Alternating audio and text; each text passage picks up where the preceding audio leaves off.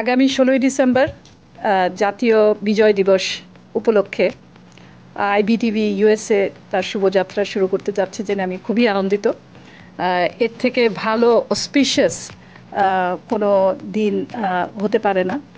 আমাদের স্বাধীনতার সুবর্ণ জয়ন্তীতে, আমাদের বিজয় দিবসের সুবর্ণ জয়ন্তীতে আইবিটিভি শুভযাত্রা শুরু হচ্ছে।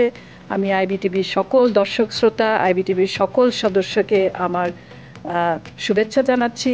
তাদের কাছে আমার শুভকামনা রইল তাদের জন্য, এবং আমি আশা করব যে আইবিটিভি ইউএসএ বাংলাদেশের স্বাধীনতা, বাংলাদেশ যা রিপ্রেজেন্ট করে, বাংলাদেশের রিচ কালচার, বাংলাদেশের ঐতিহ্য সব সুন্দরভাবে তুলে ধরবে।